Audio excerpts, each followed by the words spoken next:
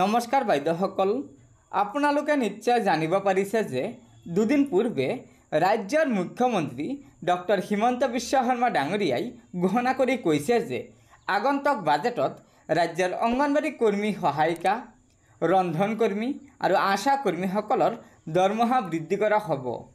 যদিও মুখ্যমন্ত্ৰী ডাঙৰীয়াই এই বৃহৎ ঘোষণা কৰিছে, তথাপিতো ৰাজ্যৰ মধ্যাহ্ন ভোজনৰ ৰন্ধন কৰ্মী সহায়িকাসকল আশ্বস্ত হ'ব পৰা নাই, যাৰ কাৰণে আজি 17 ডিচেম্বৰ তাৰিখে ৰাজ্যৰ ৰন্ধন কৰ্মী সহায়িকাসকলে একত্ৰিতভাৱে ৰাজ্য চৰকাৰক দাবী জনাইছে যে অতি শীঘ্ৰে ৰাজ্যৰ ৰন্ধন কৰ্মী সহায়িকাসকলৰ যিসমূহ দাবী আছে এই দাবীসমূহ পূৰণ কৰিব লাগে।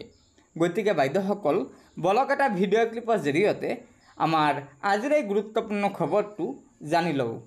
আমাৰ বিক্ষোভ কাৰ্যসূচী আমি কৰা হৈছে আৰু সেই মৰ্মে বাক্সা জিলাত আমি বিক্ষোভ কাৰ্যসূচী আমি পালন কৰিছোঁ।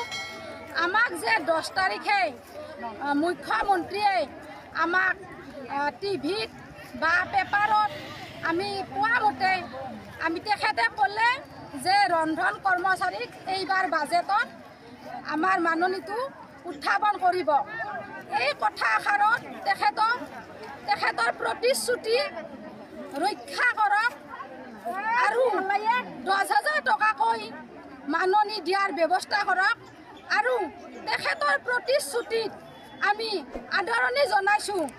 আমি ৰন্ধন কৰ্মচাৰীয়ে আমি তেখেতৰ প্ৰতিশ্ৰুতি ৰক্ষা কৰাৰ কাৰণে আমি আদৰণি জনাইছোঁ আৰু 10,000 টকাকৈ আমি মাননি বৃদ্ধি কৰাৰ কাৰণে আমি আশা কৰিছোঁ। আৰু লগতে আমাৰ যিবিলাক স্কুলৰ ৰন্ধন কৰ্মচাৰীৰ কাম গৈ আছে, স্কুলবিলাক একত্ৰীকৰণ হৈ আছে, এইসকল ৰন্ধন কৰ্মচাৰী আজি 20 বছৰে কাম কৰি আহি আছে, তেখেতসকলক এককালীন সাহায্য দিয়াৰ ব্যৱস্থা কৰক 3 লাখ টকা। কাৰণ বিনা কাৰণত যদি কাম হেৰুৱাই সেইগৰাকী ৰন্ধন কৰ্মচাৰীক এককালীন সাহায্য হিচাপে 3 লাখ টকা দিয়ক। এইফালে 14খন ৰাজ্যত মাননি ৰাজ্য চৰকাৰে বঢ়াইছে, তাত ডেথ বেনিফিট আছে। আমাৰ অসম চৰকাৰে আমাক ডেথ বেনিফিট দিয়া নাই।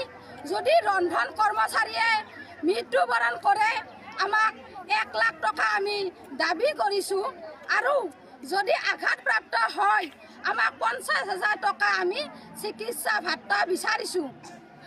আমি আজি 5 দফীয়া দাবীক লৈ আমি আজি বিক্ষোভ প্ৰদৰ্শন কৰিছোঁ। এই দাবী আমাক চৰকাৰে, আমাৰ মুখ্যমন্ত্ৰীয়ে মানি লওক আৰু তেখেতে কোৱা এই আমাৰ বাজেটত প্ৰতিশ্ৰুতি তেখেতে ৰক্ষা কৰক আৰু 10,000 টকাকৈ বৃদ্ধি কৰক। তেখেতে 6,000 টকাকৈ দিম বুলি কৈ আছিল, আমাক তেখেতে 10,000 টকাকৈ বৃদ্ধি কৰাৰ কাৰণে আমি আজি সুদূৰ অসমৰ পৰা ৰন্ধন কৰ্মচাৰীয়ে এই আমি দাবীখিনি পূৰণৰ কাৰণে আমি ওলাই আহিছোঁ। লগতে আমাৰ বাক্সা জিলাৰ আজি আমি 300 ৰন্ধন কৰ্মচাৰীয়ে আমি ইয়াত সমাবেত হৈছোঁ আৰু এই দাবীখিনিক লৈ আমি এখন DC মহোদয়ৰ ওচৰত আমি স্মাৰক পত্ৰ প্ৰদান কৰিবলৈ ওলাইছোঁ।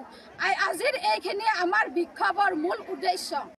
হয় বাইদেউসকল, দুদিন পূৰ্বে ৰাজ্যৰ মুখ্যমন্ত্ৰী ডক্টৰ হিমন্ত বিশ্ব শৰ্মা ডাঙৰীয়াই ঘোষণা কৰি কৈছিল যে অতি শীঘ্ৰে ৰাজ্যৰ অংগনবাড়ী কৰ্মী সহায়িকাসকলৰ, আশা কৰ্মীসকলৰ আৰু মধ্যাহ্ন ভোজনৰ ৰন্ধন কৰ্মী সহায়িকাসকলৰ দৰমহা বৃদ্ধি কৰা হ'ব, যাৰ কাৰণে এইসকল কৰ্মী সহায়িকাক অৰুণোদয় আঁচনিৰ সুবিধা দিয়া নহ'ব।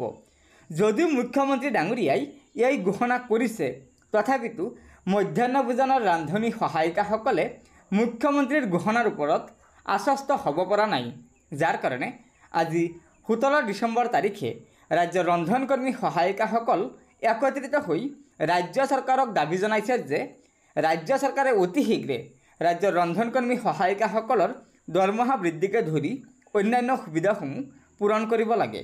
অৰ্থাৎ যিসমূহ দাবী আছে সেই দাবীসমূহ পূৰণ কৰিব লাগে। গতিকে বাইদেউসকল, লগৰ বান্ধৱীসকলক এই ভিডিঅ'টো শ্বেয়াৰ কৰি আজিৰ এই গুৰুত্বপূৰ্ণ খবৰটো জনাই দিব আৰু নতুনকৈ অহা বাইদেউসকলে অনুগ্ৰহ কৰি আমাৰ এই চেনেলটো ছাবস্ক্ৰাইব কৰি ল'ব। ধন্যবাদ। জয় আই অসম।